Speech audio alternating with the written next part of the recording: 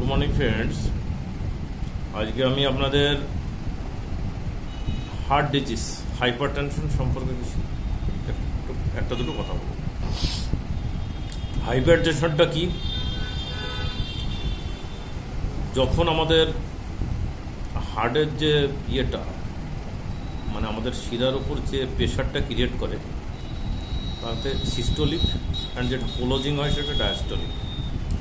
তো এত কিছু আপনাদের জানতে হবে না, শুধু জানেন যে হাইপার টেনশনটা কি।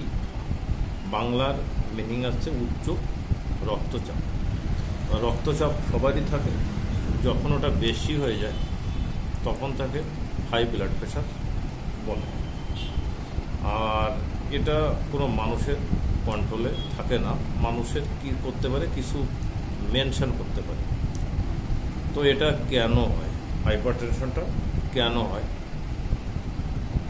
ওল্ড এজ, বয়সটা বেশি হয়ে যাওয়া, মানে নিয়ার অ্যাবাউট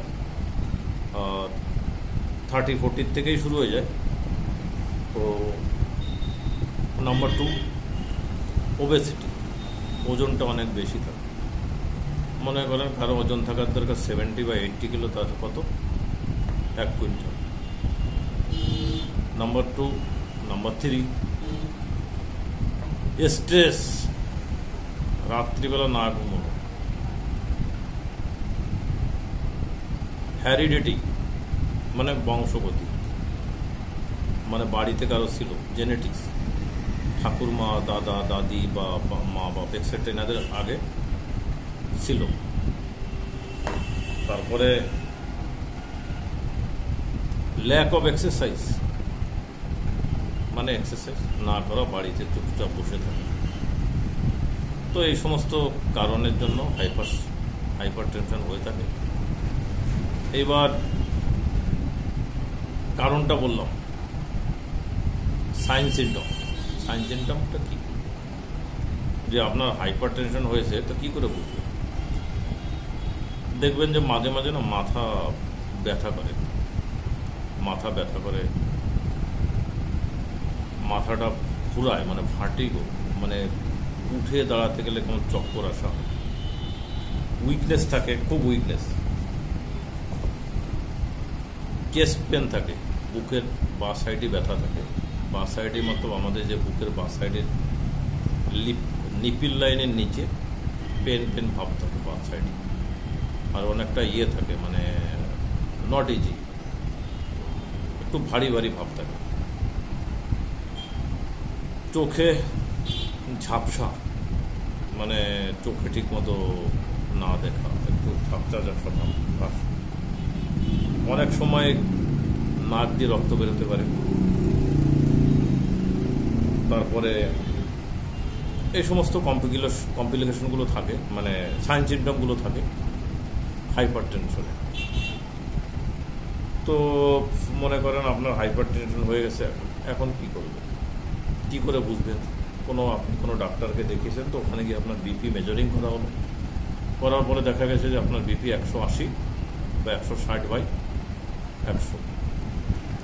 তো আপনাকে 2-3 বার মাপবে, মাপার পরে দেখবে কি না সেম প্যাটার্ন আসে। তখন ডক্টর কি করবে, একটা মেডিসিন সাজেস্ট করবে, একটা বা দুটো অ্যান্টি হাইপারটেনশন ড্রাগ স্টার্ট করবে।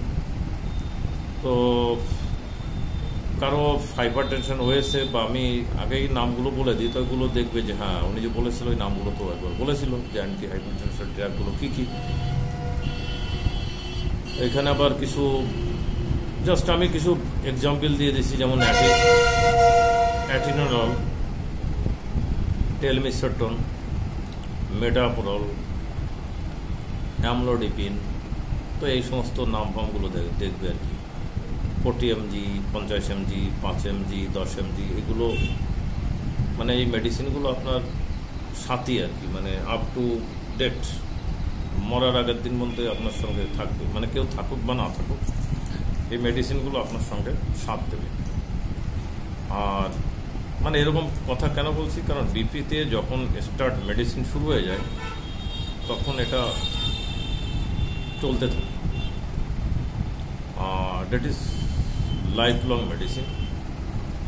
আর কিছু মেনশন করতে হয়, মর্নিং ওয়ার্ক সকাল বিকেলে উঠতে হয়, সল্ট রেস্ট্রিক্টেড খাবার এগুলো মেনশন করতে হয়, তারপরে খাসির মাংস, তো এই সমস্ত মেনশন করলে আপনি সুস্থ থাকবেন, ভালো থাকবেন। তো অনেকে বলবে যে বিপি হাই থাকলে কী হবে? অনেকেই জানেন বিপি হাই যদি থাকে কী হতে পারে। কার্ডিয়াক অ্যারেস্ট হতে পারে, হার্ট অ্যাটাক হতে পারে, সবচেয়ে ডিফিকাল্টি আছে ব্রেন স্ট্রোক। ব্রেনে যদি স্ট্রোক হয়ে যায় তো অ্যাপ্রক্সলি কী হয়ে যায়, paraplegia. I told 4 types of paraplegia, that monoplegia, paraplegia, quadriplegia. 3 types of paraplegia. Paraplegia मतलब যেটাকে বাংলায় বলে ইয়ে হয়ে যাওয়া, মানে হাত পা পড়ে যাওয়া, প্যারালাইজ হয়ে যাওয়া, প্যারাপ্লেজিয়া, দ্যাটস লাইক প্যারালাইসিস। তো এতে হাত পা, এটা ব্রেন স্ট্রোক থেকে আসে। ব্রেন স্ট্রোকটা কী করে হয়, আমাদের যখন বেশি প্রেশার হয়ে যায়, প্রেশারটা আমাদের ব্রেনের উপর প্রেশার ক্রিয়েট করার পরে আমাদের যে সেরিব্রাল স্ট্রোক হয়ে যায়, সেরিব্রাল অ্যাট্রফি। তো ব্রেনের ভিতরে রক্তটা জমে গিয়ে ব্রেনের অনেক সময় কি পুরো ডেথও হয়ে যেতে পারে, আর ওটা পরে গিয়ে নর্মাল হয়ে কিছুটা ওটি করার সার্জারি করার পরে ওই ব্লাডটা ওখান থেকে সরিয়ে দেওয়া হয়। ওর অনেক ক্ষেত্রে ওয়ান মেডিসিনে ওটা আগের জায়গাটা অনেকটাই আসে, আর ফিজিওথেরাপির সঙ্গে থাকে, একটু লাইফ বিলং করতে পারে। অনেকে স্ট্রোক হওয়ার পরে মারাই যায়, মানে নট টু রিটার্ন টু, ফিরে আসে না। আর যেটা আসে আর কি, ওদের প্রবলেমটা কমপ্লিকেশন থাকে, প্যারালাইজ থাকে, মানে ঠিকভাবে চলতে পারে না, লাইফটা স্পয়েল হয়ে যায়। এবার এর পিছনে একটাই কারণ ছিল কি, আপনার হাইপারটেনশন হওয়ার পরেও আপনি কেয়ার করেননি, আর তার ফলস্বরূপে আপনাকে মানে ওই রেজাল্ট আপনাকে ভুগতে হচ্ছে।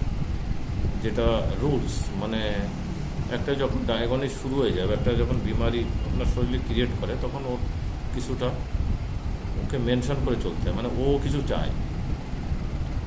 মনে করেন একটা নর্মাল বডি, আপনার কিছু হয়নি, তো আপনার কোনো ডিজিজ হয়ে গেল, ডিজিজের সাপোর্ট, মানে ওরও কিছু খাওয়া দাওয়ার ব্যাপার আছে ডিজিজের, মানে ডিজিজ কিছু চাইছে।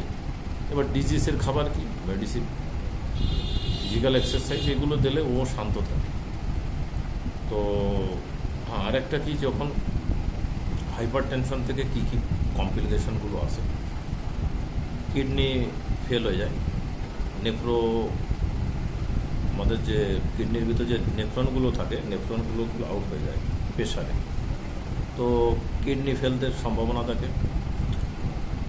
হার্টের তো বলেই দিছি, হার্ট অ্যাটাক, এইগুলো কমপ্লিকেশন আমি আজকে হাইপার টেনশনটাই আপনাদের বলছি।